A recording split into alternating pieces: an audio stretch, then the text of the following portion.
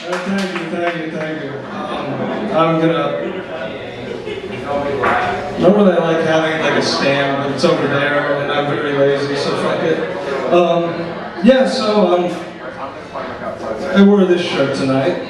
I always like this shirt because it's the best. It's the best trolling shirt ever. Because you wear it in public, and people come up to you, they're like, I don't think you should be wearing that. And you're like, what? You prefer I take a more gentle stance on the subject? I love racism. Well, yeah, that's because, well, you're a redhead. You're like translucent. So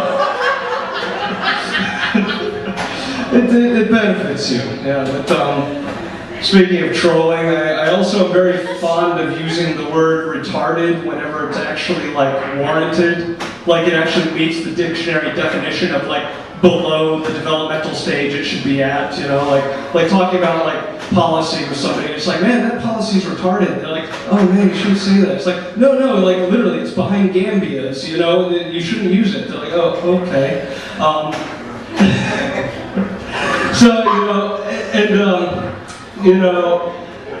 I love doing this, but I felt a little while back, I saw a series of commercials that were aimed at like increasing political correctness, and I generally kind of endorse that in some ways. I mean, because as an underemployed white male, I like ruining shit for people.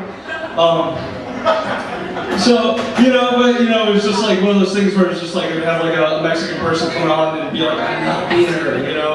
And like black person, like, I'm not a Negro. And then all of a sudden it came on with like a person who had Down, so I was like, I'm not a retard.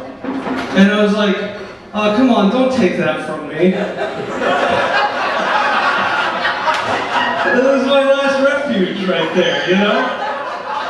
It's like, first they came for wetback, and I said nothing because I didn't use the word wetback. Then they came for faggot, and I said nothing because I didn't use the word faggot.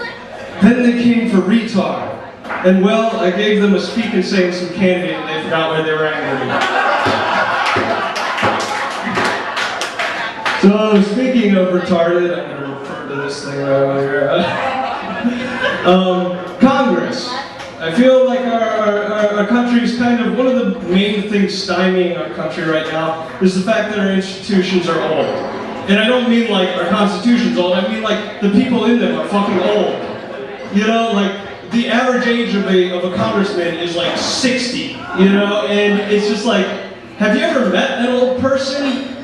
Like, how do you trust them with the laws of the land? Like, I don't even trust them with my VCR. Because the fact that the 12 blinks, no matter what time of day it is, confuses the shit out of them. And then I look like there's some Steve who died in the war, and then all of a sudden my name is Steve, and they keep asking me things. I don't know. Like, I just don't feel like anybody who can't, you know, properly hold their bowels can properly hold office. That's what I have to say about that, you know? And I feel like the Supreme Court is even worse because it's for life. You know, it's like, do you understand how shriveled those people are? It's like, underneath those robes, their collective genitalia looks like the saddest California Raisins cover band ever. And we're trusting these people with issues like gay marriage. You know, people whose like only gay experience was that Lifetime threw them a curveball and switched Matlock to Thursdays and filled up the gap with Will and Grace. You know? Steve, why does that man talk like a woman? Where am I? Why didn't you die? Alright, never mind. Apparently retard is fine, but you know, Alzheimer's, alright, what else? We all respect the Supreme Court too much. Why? But I mean, it's funny that they try and regulate gay sex, because, you know, honestly, I have mixed feelings on the subject. Like, I heavily endorse lesbian sex, particularly whenever I'm with my girlfriend and her one friend who drinks too much. But like, as far as like gay sex, you know, dudes, like from an aesthetic level, I'm not, you know, it's not my thing, you know, because, well, penises look funny, you know, like even in their platonic ideal, they look kind of like a mole rat that you chased across a bathroom floor. You know, that's kind of what they look like. But like at the same time, it's like I don't feel like you can regulate it. It's just like I feel it's like up there with kimchi for me. Like, does everybody know what kimchi is? Yeah. Well, it's fucking foul. And I hate it. I won't date a woman who eats kimchi. Like, I won't, like, I hate it when roommates eat it, because whenever they eat it, you know, it started like a 2-hour doomsday countdown to the point where your apartment smells like a bunch of Koreans got together in a greenhouse for a fart party. Which I would love to see that Facebook invite, by the way. Somebody who speaks Korean make that happen. But you know, at the end of the day, I look at it like, I look at gay sex the way I look at kimchi, you know? It's like, you know, don't do it around me, and don't use my bathroom when you're done. So, you know, speaking of, you know, old people and why I'm pissed off at old people running the country is the fact that, you know, technology is changing us, not always for the better. And, you know, look for no further than internet porn. And as a sideline, I had a little bit of trouble coming up with a bit tonight, so I thought of the old adage, write what you know, so porn it is. What was that? You already did that. Wait, I did porn? Oh. Well, I always do porn. I'm a porn addict. Sorry, baby, you had to hear about it. So now what did you find out? No, this isn't really how anybody wants to find out. But no, I mean, like, think about it, like, evolutionarily, like, there's nothing to prepare you for, like, the veiny, oily, tumid, sensory overload that is internet porn. Like when you were out on the plains back in the savannah, when we were evolving to, you know, modern humans, it's like you lived to like 30 at most, and you saw maybe 2 to 3 sets of your preferred set of genitalia in your lifetime. And let's be honest, they were universally pretty nasty, you know, because it was caveman times, you know. But now you've got like HD pussy on demand all hours of the day. It's just like, and even a generation ago, there was like space and time and budgetary constraints. Like, you were limited to what you could fit under your mattress, and then you'd get tired of it, and then you'd have to like go outside and like split the atom or something like that. But no, that's not here anymore. It's all out in like servers and stuff. So you theoretically have infinite pussy recursion, and like.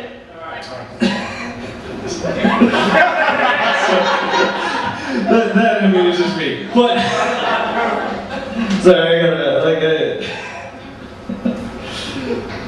here, thinking juice, do your work. But I mean, now it's like, you know, you don't, like, now budgetary constraints are like an impetus to binge, because I know, like, if I don't have enough money to hang out with people, you know, that's my fallback right there. I like log on, I boot up Google Chrome, which is the power user's choice for multi-tap pussy browsing, and I settle in for a nice couple hours of playing Look Whose Dad Did a Really Shitty Fucking Job Raising Them. And you know what, in my sordid online travels, I discovered that this girl I dated briefly does porn now. And not just like porn. Porn. You know, like the porn who, like, it involves electrodes somehow. I learned about shit that I didn't really want to know about. And of course I masturbated to it, but it was bittersweet, you know? Because in the day, when we were dating, I never got to know her asshole that intimately. You know, and on top of that, after seeing what I've seen, I know without a doubt I'm one of the more lackluster experiences she's ever had. What is that, the 8 minute? Do I get alright, cool, awesome. But where was I going from lackluster experience? Oh yeah, I'm coming up on my 2-year anniversary. Yeah, believe it or not. And it was interesting. interesting, like in the early days of this relationship, because for a change of pace, I realized that I had something good going, and well, I'm a comedian. We don't do like good things going, you know. So for a while, I was very uncomfortable with it, particularly with the fact that I'd never broken double digits. You know, every guy knows what I'm talking about. You know, you think about your numbers. You know, how many you've been with and everything, and it used to bother me for a bit. But then I realized, oh, that's just some fucking like warped thinking. Because if you think about it, if you say you've slept with like 200 women, it's like saying you have 1,000 Facebook friends. You have friends. It's like you dipped a ball in one time, or you smacked your dick across their face a couple of times, and then you called it, you like counted it. You know, there's nothing quality there, there's nothing useful there. I mean, and anyways, if you're like me, you know, you have a compendium of obscurantist fetishes that you've developed over years of internet usage. So, sex doesn't even really get good until 2 months into the relationship. Because you can't, like, bring out foot jobs, you know, on the first date, you know? But I mean, still, like, again, it's like having 1,000 fucking Facebook friends. And I mean, I understand you've all been there, you know, I've been there, you know. You're out on a Friday night, the drinks are flowing, you have a good time, and all of a sudden you meet somebody, you hit it off, you know, you're chatting, and the liquor's telling you, oh yeah, this is real, this is good, you know, and before you know it, it's the next fucking morning, you roll over to the person and your fucking Facebook friends. You got a splitting headache, you don't know where you are, and all of a sudden your news feed is full of fucking cats and Ron Paul 2016 banners. Thank you.